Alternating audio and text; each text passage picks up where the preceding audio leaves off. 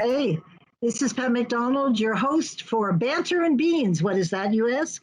It's a new show that Ben and I are putting together this summer to let you know about what's been brewing in Vermont.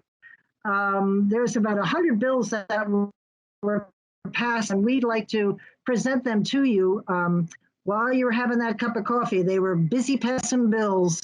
Whether they were good bills or not, we'll leave that up to you. So welcome, Ben. Good to see you. Yeah, I'm so excited about this new show of ours. We're going to do two bills tonight. Ben is going to talk about H.89, with limited liability, and I'm going to do H.145, Act 29, which talks about law enforcement use of force, and we've certainly heard about that a lot this year, about the use of force and what's appropriate. But yeah, and it's, I don't wait. There are some very specific things in this bill that you can see relate very much to Derek Chauvin. I mean, it's like it was written just specifically for that incident. It was quite interesting. But I was wondering, before we get started doing that, what was your take on this legislative session? Yeah, I mean, I follow quite a few different pieces of legislation, and what really struck me, aside from the typical reaction from state legislatures when there's billions of dollars on the table from the federal government, Vermont got a pretty healthy chunk of those federal relief dollars, both in the first round last summer, in the CRF funds, as well as the new ERA funds that passed in February. And ironically, both of those, or coincidentally rather, both of those pieces of federal legislation landed in the FY 2021 for the state budgeting cycle. So there's a lot of money and several budget revisions that the legislature went through with the administration. So a lot of the legislative activity was kind of caught up in those sorts of activities: what to spend it on, how much should go into recovery, how much should go into emergency response, things like food shelves and that sort of thing, and how much should be directed into recovery projects like broadband and infrastructure projects, local development, and all of that sort of thing. So those are a lot of the decisions that had to be made. I think there weren't really any big banner reform efforts this year. The legislature kind of stayed focused on we're dealing with the pandemic. Very few peripheral things got through, except for things that were already kind of in motion and ready to go from really a year and a half ago. So stuff that they were working on in March of last year or February of last year, for example, that was pretty much ready to go. So those are the only things really that the legislature did outside of that box, I would say. And there was a lot of help for businesses in all of this discussion, which was a good thing to hear. Is good. I got a call from somebody who said, we heard through the grapevine that the state spend all of the federal dollars. Oh, I'm going to get this right. Anyway, they took pension money and used it for COVID. And so that's why we're in a hole. And I said, no, I can assure you that that's not the case. We got so much money from the feds. We didn't need to look anywhere else for money.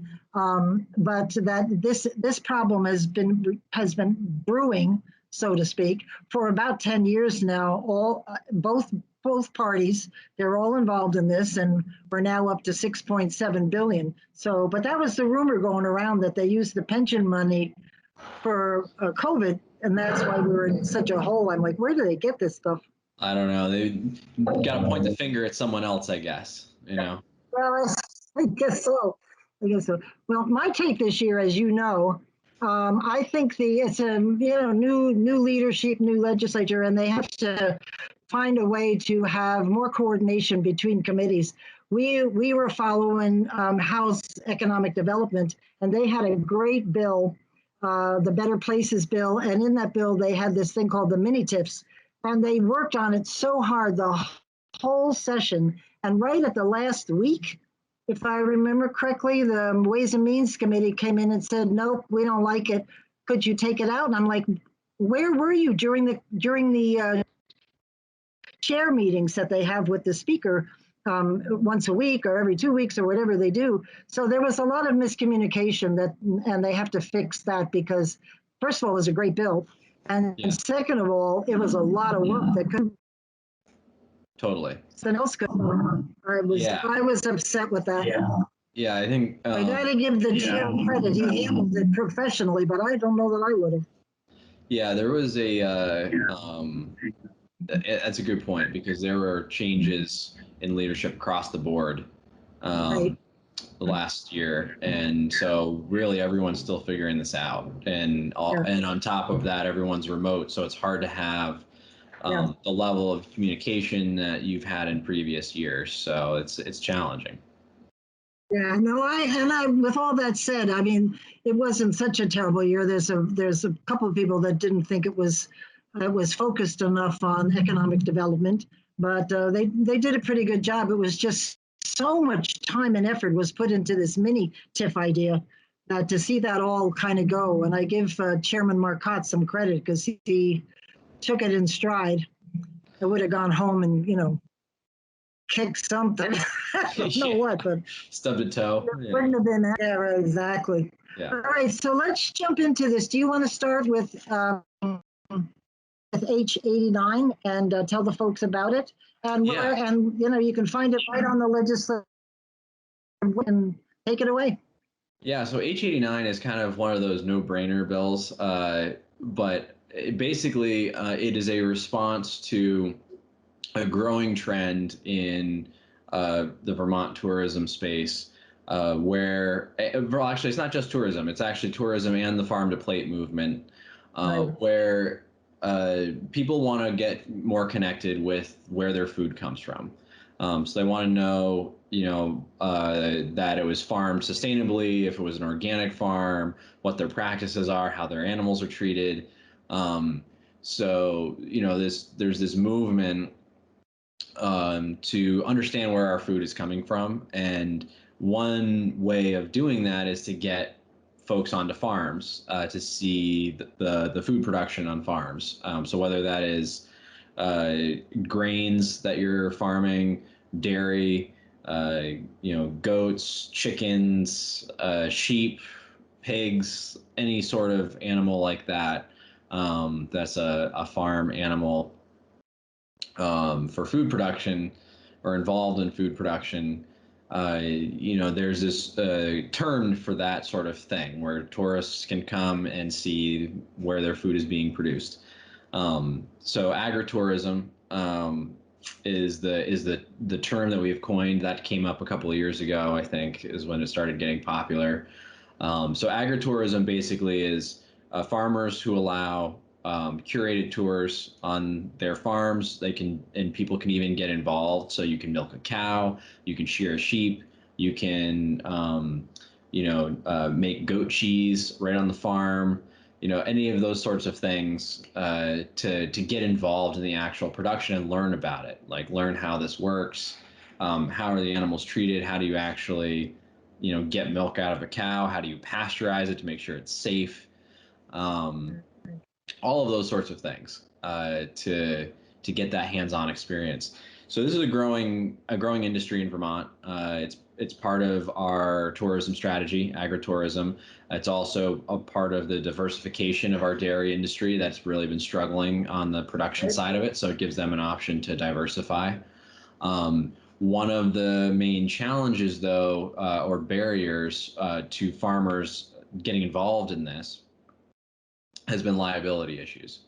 So say, for example, if someone who's coming onto a dairy farm who wants to milk a cow and the cow kicks them, it breaks a couple ribs or knocks out a couple teeth or whatever the case is, under a previous existing law, the farmer would have been liable for that because the accident happened on their property. So anyone who's familiar with homeowners insurance would probably know if someone gets injured on your property, then of no fault of their own, then your homeowners insurance typically would cover that. This would be a liability insurance that farmers would have to carry in order to do these sorts of activities, which can be pretty expensive when you're dealing with large animals. A fully grown dairy cow could be anywhere from 15 to 2,500 pounds. It doesn't take a whole lot to injure someone when you're with an animal that large, right? So what this bill does is basically requires that farmers post signs when people are coming on to their property to do any sort of activity in the agriculture or the agritourism space. They have these signs posted, and adults have to sign a liability release. But once they've done that, the farmer is fully protected from any liability. So they don't have to carry liability insurance. The state protects them from anything that an animal would do, or just natural dangers of being on an active farm. So say you get in the way of a tractor, or you stick your hand into a piece of equipment that has moving parts, anything like that, the farmer would be liable for. What the farmer could still be liable for is negligence. So let's say that there's a fan blade in a barn, and they remove the safety cover on the fan, and someone bumps up against it and gets injured. Because they removed a safety device, that would be considered negligence, and the farmer will still be liable for that, but they would not be liable for just general, any inherent risks of being on a farm. Think manure pit, right? Someone falls into a manure pit, it's kind of like quicksand. So that's obviously a problem. But that's an inherent danger or inherent risk of being on an active farm. It's not negligence. It's just that is an active risk you have to be aware of. So things like that. Basically, it's a bill that protects farmers who want to engage in agritourism.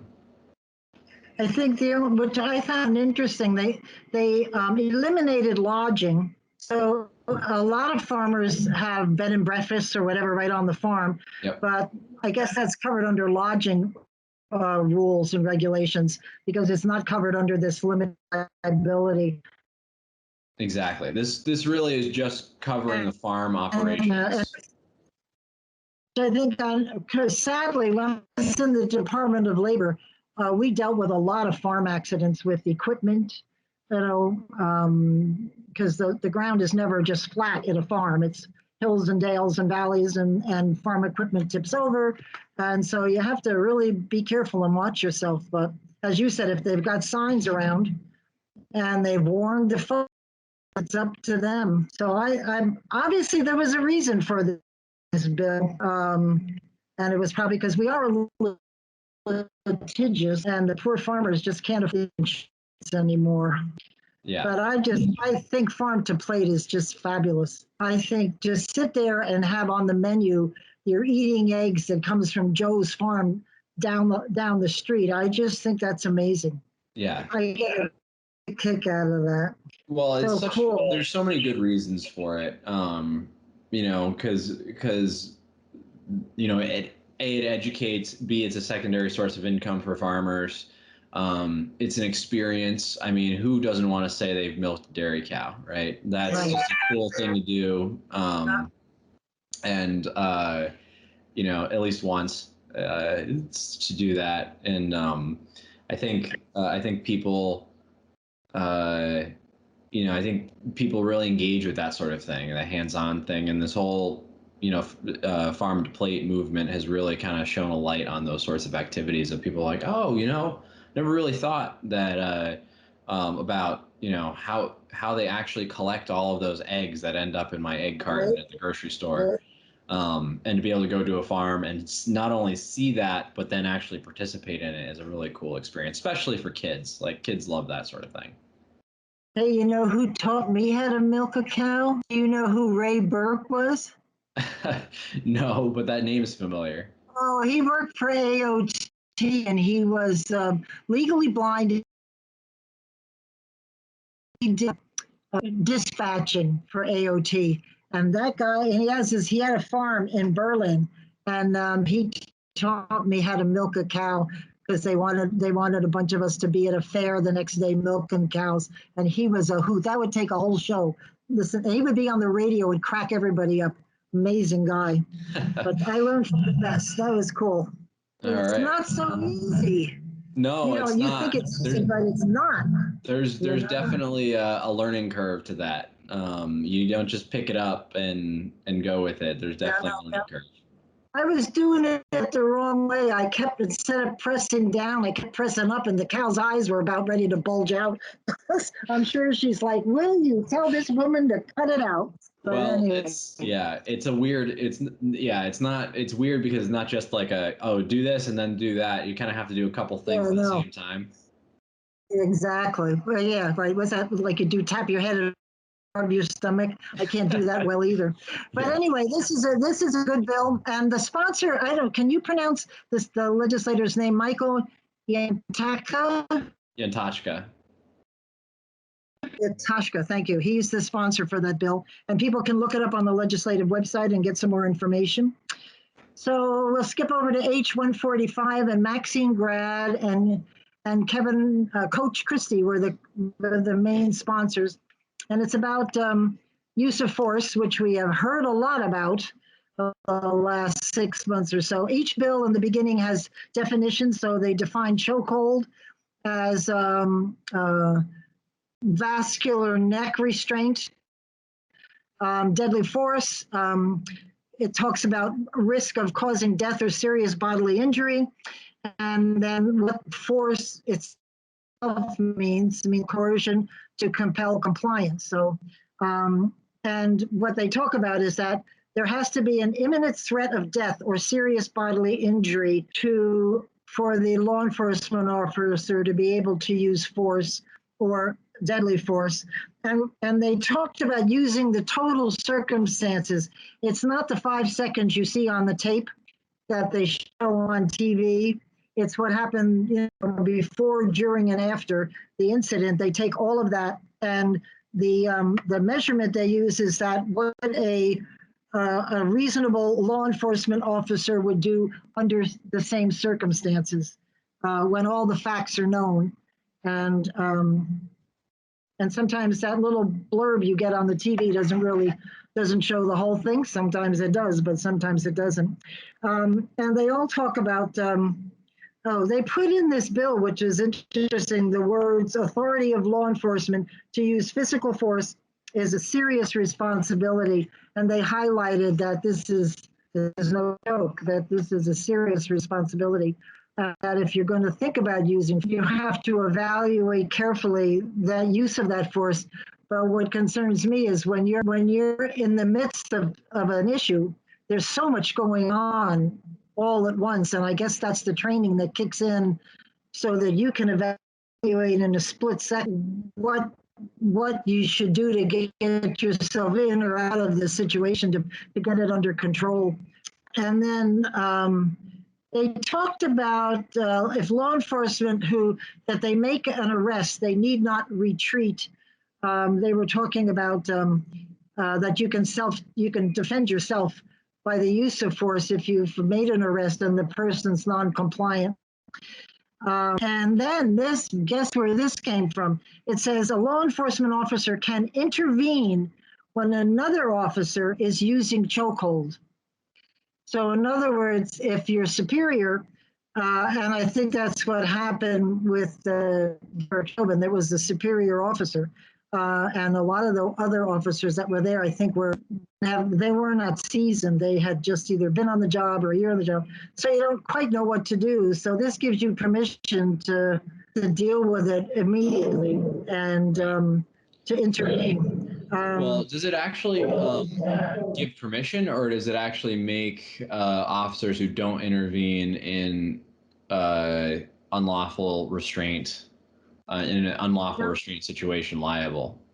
They left it. They said law enforcement can intervene. So they're giving them permission. But they did for the law enforcement officer who employs a chokehold, because they're not supposed to anymore. They get 20 years or fined not more than $50,000 or both. So they put in the required penalty for a law enforcement officer who uses the chokehold. So that spelled it out pretty clearly. That and they're not supposed to train anymore. It's off of the training manuals in the training center. And they also said that an officer shall cease as soon as the subject is under control. So whatever they were using to apply force, the minute the person is under some kind of control, they have to stop doing what they were doing, which I think this makes sense, this bill. And it's all about what a reasonable person would do, what a reasonable officer would do in given that exact situation, and that's repeated throughout the bill. They also talked about justifiable harm when it is of self, of spouse, parent, child, sibling, guardian, or ward. And if you are in imminent peril of a person attempting to commit murder or sexual assault. But they also said, where is it? They said that if the person is only a threat to himself or herself, that's a different case. You may or may not want to jump in because they're doing it stuff to themselves, although I would assume officers would want to stop them from harming themselves. But they put in this bill something called Category B, which is a different it's a different level of force. It's called gross professional misconduct, sexual harassment, misuse of their position as an officer to make somebody be compliant, biased enforcement, and the color, their creed, and also they talked failure to and there's a definition. You have to, if somebody is using a chokehold, you are required to report it. So that covers what you were talking about. And so any willful failure to comply with state policy. And the first offense is a Category B for conduct. So I guess the courts would take that into consideration, or the police group that looks at whether what should happen to the officer who's not compliant. So I thought that was a very good bill. I think I mean, what it really comes down to is it seems like these are all common sense things that, right. Okay, yeah, you shouldn't use deadly force unless it's in these circumstances where, someone's life is in danger, they're a danger to you. There are, there's several things that they laid out. Like, here are the acceptable, times to use deadly force or potentially deadly force. And I think, and you can correct me if I'm wrong, a lot of it bans the use of chokeholds in an effort to restrain someone. So that restraining is different than use of deadly force. Right. Basically, what they have done is categorize chokeholds as a form of deadly force. So it's under the deadly force umbrella. So it's not legal to use as a restraint mechanism where you're just detaining someone, but it could potentially fall under the use of lethal force. Now, would you use it for lethal force? Probably not, because you probably have better options for that. One would hope. Right. One would hope. They actually took out, it was section 1032 in the bill. It said law enforcement use of chokeholds. They eliminated it. So they made it pretty clear there'll be no use of chokeholds. And I think you're right. There's other ways to do this. Right. There's other ways instead of chokeholds to restrain somebody. And then and the minute they restrain, haven't been best practice for a long time either. To be clear about that, chokeholds are not best practice for police officers and haven't been for a very long time. So, yeah, and they've still been teaching it in the academy. So this clearly says they're teaching of chokeholds. So it's out, it's gone. Yeah. I think the It's great that capacity. they told. I think the capacity that that they were teaching chokeholds in the police academy, the capacity they were teaching it in was a self-defense capacity. But the problem with that is that if it's ingrained as part of your training, right? Training often becomes reactionary, even if it's not in the instance, or it's not used the way that it was originally intended. If you train something and it becomes instinctual, then sometimes it becomes instinctual in almost every scenario, right? So that's part of the problem here, is that you don't want someone reacting without thinking, and their reaction is to use a move that that is you don't want to encourage. Right. So I've always pushed and recommended that if an officer does something they're not supposed to do from a deadly force or force perspective, um, that that one of the issues about punishment or whatever the phrase is, you send them back to the academy for more education, yeah, and maybe 2, 3 strikes you're out, but the first or second time you should send them back. And because it's all about training, and as you're saying, it's what's inherent in you, that when a situation occurs, you respond accordingly. And if you train, that's what your instincts will kick in, and you'll do the right thing. yeah. Because I There's don't know definitely who training. wants to be a police officer. There's definitely training issues, and I'll use the example of that female officer. This was recent. This is the last couple of months. The female Yeah, officer in Washington State who was going for her taser and accidentally pulled her gun instead, her pistol instead. right, That is a training issue, 100% a training issue. If you for sure. if she's being honest about like her mistake, and I have no reason to believe she's not, that is absolutely a training issue, because there is no way that a well-trained police officer is going to pull the wrong weapon. Right. That should not happen. Yeah. So, and interestingly enough, in that case, the officer resigned. Yeah. She was under investigation, but she resigned.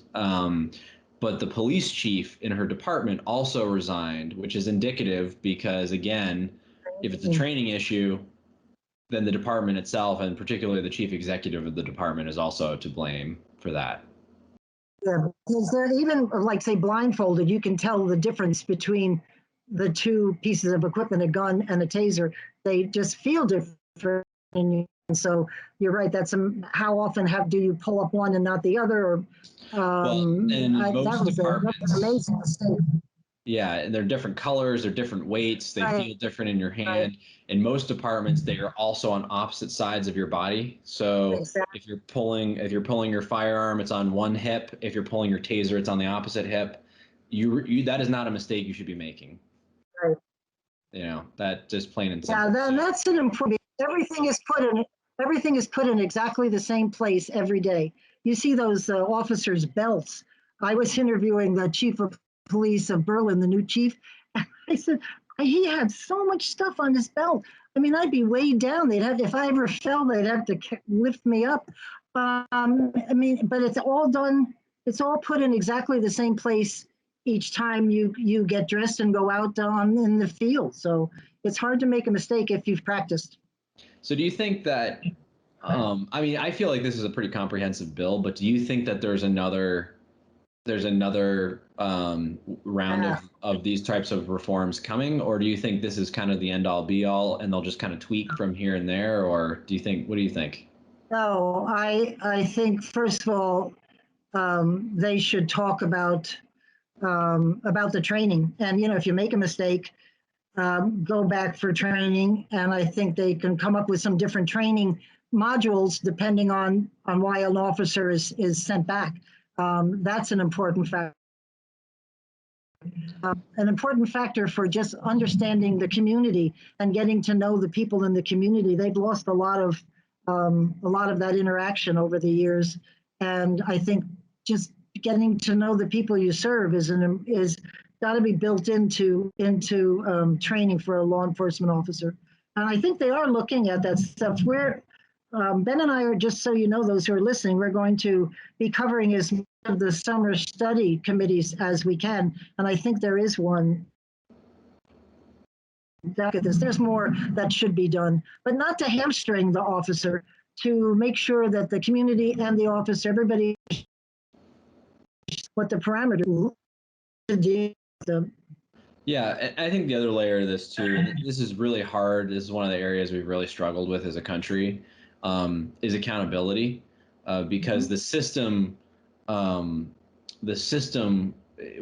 of the issues is that attorneys general are usually the ones that will have to bring in a case against an officer who has done something, some sort of misconduct, right? So the attorneys general is usually the ones that do that. The problem is that attorney generals in their office work hand in hand with the police department every day on just regular cases, right? Because they're also trying criminal cases, and police are doing the investigations, and then the attorney general's office is building the case.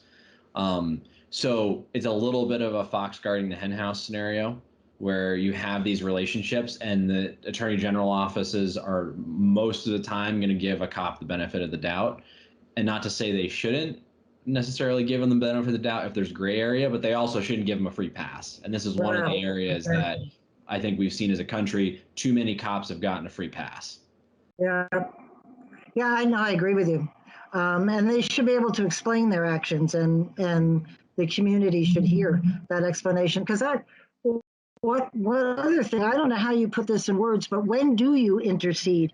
I must have told you a million times on our show about that display of we went to the State House, remember, and there was a group honoring law enforcement officers, and another group of about 50 to 100 young people came to protest. And it got so loud and so unruly. And I'm thinking to myself, when do you intercede to prevent something from happening? Or do you honestly have to wait for something to happen and then you step in? There's nothing I've seen written is about where do you jump in? I mean, what? And I actually talked to one of the police officers there, and he said nothing's happened so far that we could jump in. I'm like, good grief. Yeah, well, a crime has to be committed generally, or it has to look like a crime is about to be committed. Well, for me, being on just a civilian, a few times I thought, oh, it will take one shove or one word, which was all these words were being bandied around, but one word that triggered who knows what, and it would be too late to stop it. But they didn't do anything. They let the folks proceed, and nothing happened, and they were right. But for those of us on the other end, it was a little unnerving. Yeah. But it's like with most anything else, domestic violence and everything, you have to wait. For some.